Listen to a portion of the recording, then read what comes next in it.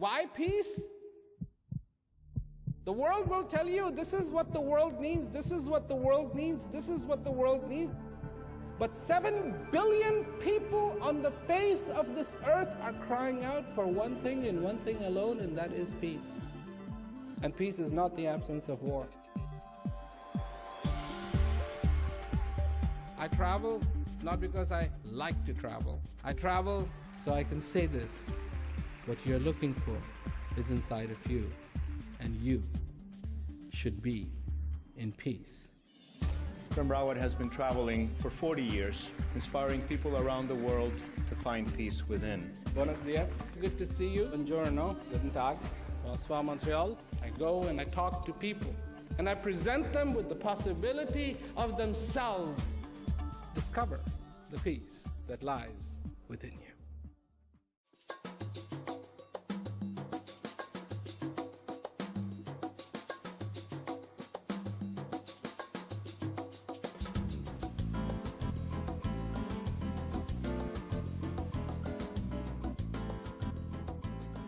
In Sao Paulo, Brazil, the Words of Peace television series began airing a decade ago.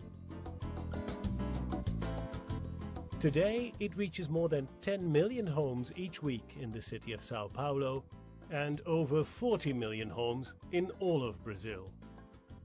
Over the years, the series has received the highest award given by the Brazilian Association of Community Television Channels 3 times, with the most recent award being presented to Prem Rawat in person by the association's president, Fernando Mauro Treza. After the award presentation, Fernando Treza sat down with Prem Rawat for an interview marking the 10th anniversary of the Message of Peace being aired in Brazil. In this year, 2013, we are celebrating 10 years of Words of Peace, a TV program that's aired by local TV channels all around Brazil, and it's a special moment, a special date. That's why we are receiving Mr. Prem Rawat. As you know, he heads the Prem Rawat Foundation, and he's one of the most important world leaders talking about the peace process. In an average year, he will attend to up to 100 international speaking engagements. And for an instance, he travels 4-5 times around the world in a single year, addressing hundreds of thousands of people in this peace program.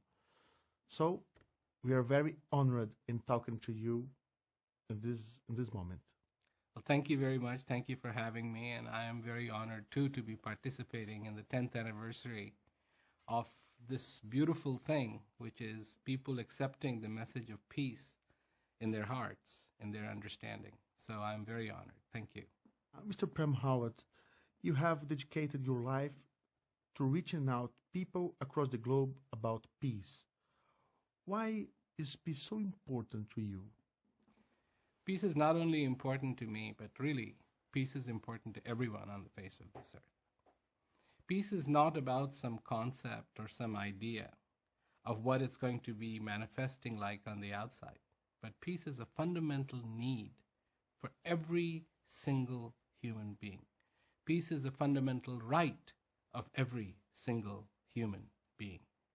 And to be in that peace, feeling that peace, not from the outside in, but inside out, from the heart, not from definitions, not from concepts, not from ideas, but truly feeling it that way as it exists in the heart of every single human being on the face of this earth. Mr. Prem, there are many different definitions of peace in the world.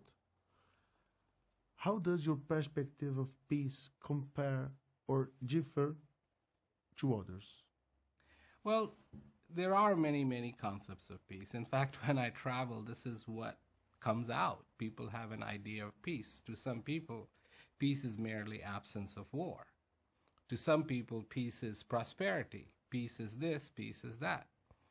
But what I try to address is the fundamental peace that resides within every single human being.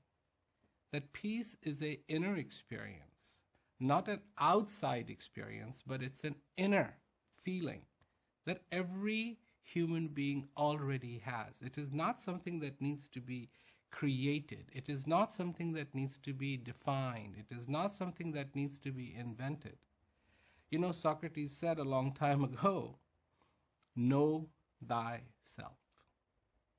You could have said anything, you know. You could have said, stop making wars. You could have said, just make a lot of money in your life, or, you know, don't say much. You know, some people think being quiet, not uttering a single word.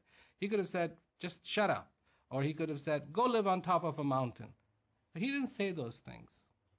The message that has echoed for centuries has been what you are looking for is inside of you.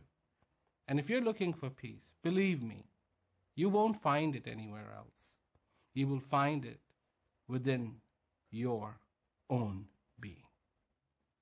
Does peace have relevance to all people, or is that some people are just not interested in peace or cannot be reached by peace? It's like this.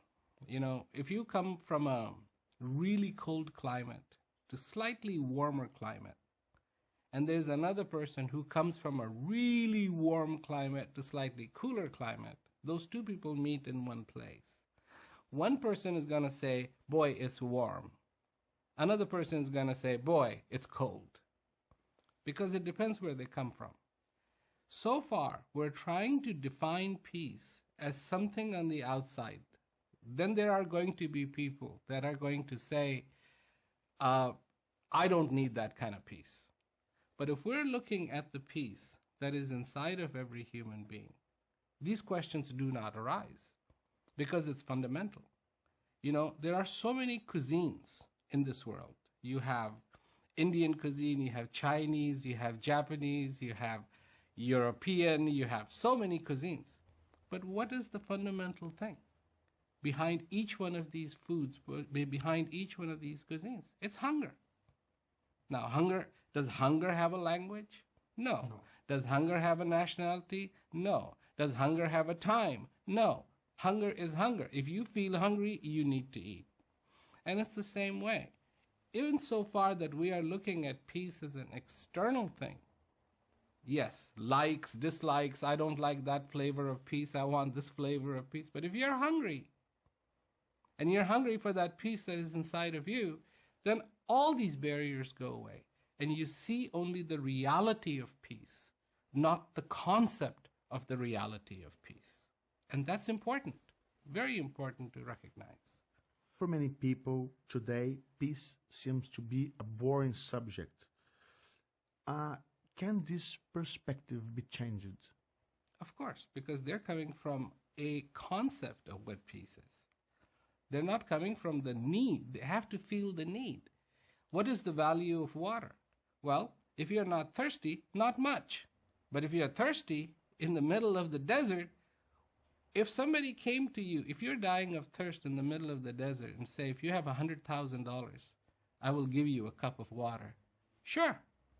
You know, you're sitting in a restaurant in New York, there's water everywhere, and somebody comes to you, I'll give you a cup of water for 100,000. No, I don't want it because... Depends on circumstance. Depends on the thirst. On the thirst. On the thirst. And if there is no thirst, nobody understands what peace is.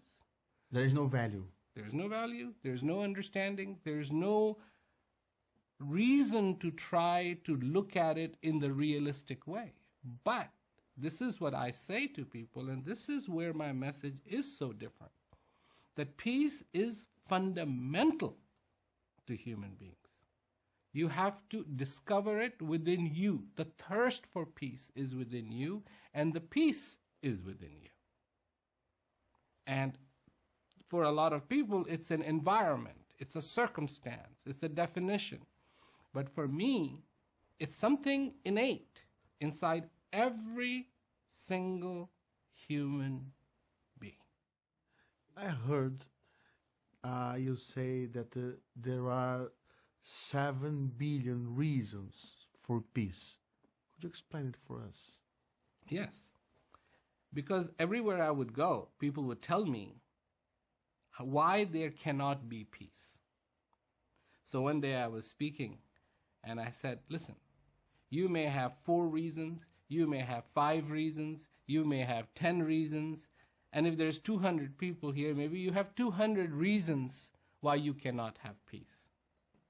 But I have 7 billion reasons, because that is the population of this earth. 7 billion at this point in time. 7 billion by now, yes. At this point in time, it's 7 billion. I have 7 billion reasons for peace, because all those people out there, they do want peace in their lives.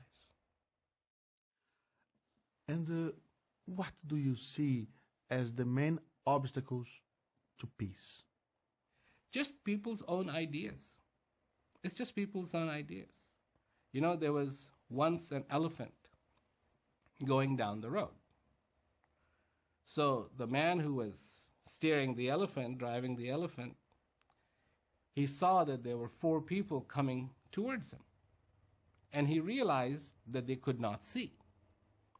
So he told them, hey, be careful, move out of the way, there is an elephant coming. So immediately when they heard the word elephant, they said, stop, stop, stop. We don't know what an elephant is. We have heard in our life what an elephant is, but we don't know what an elephant is. Could you stop your elephant? We would like to feel the elephant and find out for ourselves what an elephant is. So the man obliged. He stopped his elephant. So one person who could not see came and touched the trunk. The nose, the trunk. Stop. Okay, now I know what an elephant is. Second one grabbed the ear and he flapped it around. Thank you, now I know what an elephant is. Third one reached for the foot, feels the foot. Okay, now I know what the elephant is.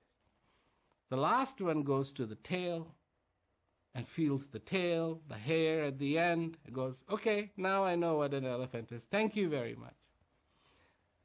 The elephant went on its way, and these people started walking again and said, oh my God, I never realized that elephant was like a big, thick branch of a tree.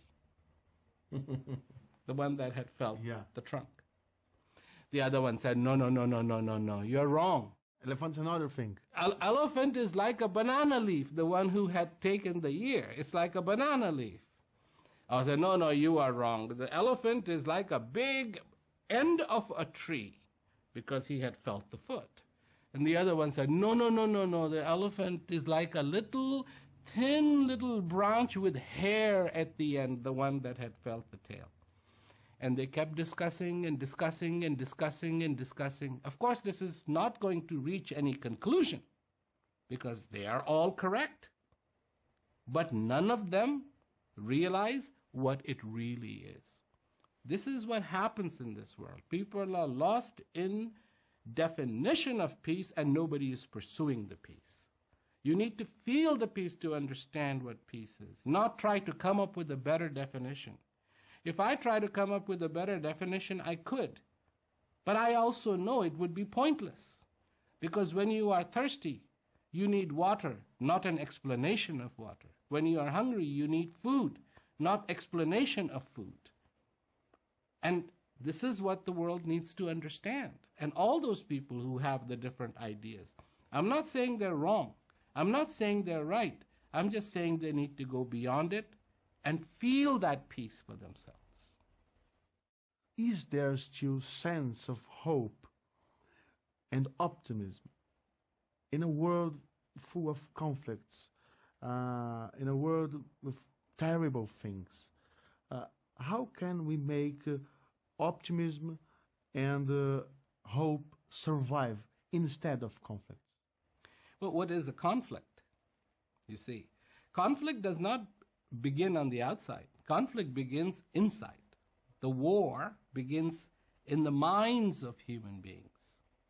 And then you see the outside expression. And what is the outside expression? Innocent people die, destruction, lives and families ruined, prosperity gone.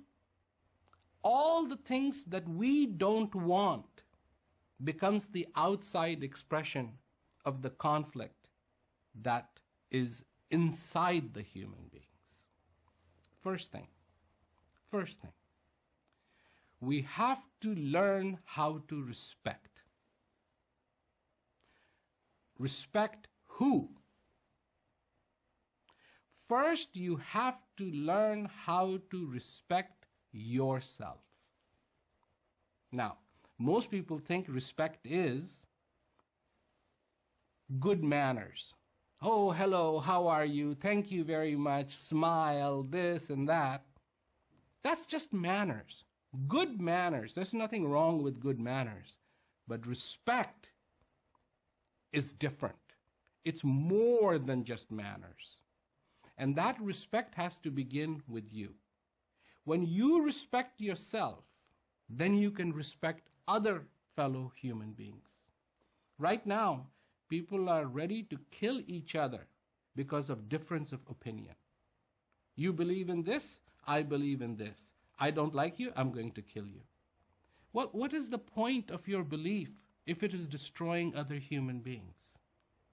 What is the point of having something that promotes conflict when just as easily inside of you resides peace? You know, is darkness truly far away from light or light far away from darkness? No, it's like one coin. One side is darkness, other side is light. Which one are we picking? There is so much greed in this world, so much greed, that for the fulfillment of one's own wishes, we are very open and ready to destroy other people. Look at what happens in this world. So many people go hungry. And what do we blame it on? We blame it on karma. We blame it on the stars. We blame it on this and that. But do you know, this is from the Institute of Mechanical Engineers. They figure that half the production of food in this world is wasted, thrown away. 1.2 billion tons of food is wasted. Nobody is saying, why are we wasting the food? We're human. We are more interested in trying to find other people. Find a guilt. No, but find other people out in the outer space. When the reality of it is we have been looking for people in the outer space and haven't found any. We are here on this planet. There's nobody else around for a long, long time. I'm not saying there isn't anybody out there, but for a long, long time of space, there's nobody there. We're the only ones. We truly need to learn how to be with our neighbor, how to be with ourselves, how to be with our family. Conflict doesn't just happen between borders. Conflicts can happen inside a house. Conflicts can happen inside a town. Conflicts can happen inside a country. And so the source of the conflict is from inside, and the resolution to the conflict is also on the inside. In this process, there are critics that do not accept that peace is possible. What do you say to them? Well, I know there are people who absolutely peace is not possible. And I say to them, okay, so you say peace is not possible. I say peace is possible. What do you want to try? What do you want to try? Somebody comes to you and you are hungry and says, I have no food, and the other one says, I do, who are you going to go to? Give it a chance. It is easy to be a critic. It is easy to say no. It takes a lot of courage to say yes. And peace is not a magic wand. Peace is a little bit of effort by everybody on this face of this earth. Do those people who are poor, living in a village, do they want peace? Yes, they want peace. The farmers want peace. You know, the potterers want peace. The tailors want peace. In fact, children want peace. This is important. I mean, just to be able to say no. I could have said that too. It's very easy. Very easy. It takes courage. And people going to the moon. When the first Apollo mission was scheduled to go to the moon, there were a lot of people who said it cannot be done. But there were a few who said it can. And because of those people who said it can, man went to the moon. Not because of the people who said it cannot be done. During the last years, the TV program has received a lot of testimonials from people that were reached by your message. I can tell you the history of a very important person. He was a professor. This professor got ill. He got cancer, and he was desperate with all his family. I could see that. And there was a time he was watching to our local TV channel, and he called me and said, Fernando, I was watching to your TV, and I could watch a very different TV program called Words of Peace, and please, I would like to ask you for all the DVDs that you have from this TV program. Could you please record them for me? Because I would like to have these words available, not just at the TV time, but any time I need. Okay, I gave him the TV programs as a gift, and he started to watch them with all his family, and he got better accepting his problem, and he got in peace. So he died, and his wife said to me some years later, Fernando, that TV program was so important to my husband and to our family to get peace that I don't know how we would take our lives without this message. I would like to know, how do you feel about receiving this kind of words? And I know there are many all over the world, people that say, your words could save me. Your message, not you, but your message could save me.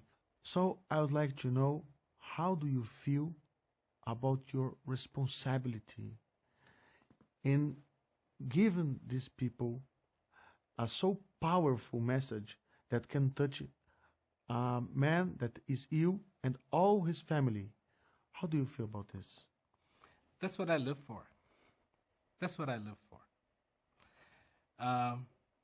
This is the greatest honor in my life, that I can make a difference in another human being's life. From my heart comes this message to their heart. And up till I can do it, I will continue. This is what I have been doing since I was 9 years old. And I hope to do it till the last breath. Because to me, there is no greater honor to bring even a moment's relief, a moment's joy, a moment's understanding in one's life. Well, we are here celebrating 10 years of this so special TV program in South America, especially here in Brazil. And I would like to know what's your vision through the next 10 years from now. More and more and more of this beautiful, beautiful, beautiful expression of peace, of joy, that being alive does not have to be painful, that it is the most beautiful thing that can be celebrated, that the breath comes into me, the breath comes into you, and that is the most direct gift of the Creator. Every time you are touched, the same power that keeps this universe and all the universes intact just came and touched you too, in the expression of the coming of this breath, in the expression of coming of this day, in the expression of coming of the understanding, in the expression of coming of the clarity, in the profound, most profound expression, the expression of peace. Coming up in part 2 of the interview, Prem Rawat and Fernando Treza continue their conversation discussing the impact of this message in prisons across the world, the humanitarian contributions of the Prem Rawat Foundation, and the possibility of individual peace and prosperity.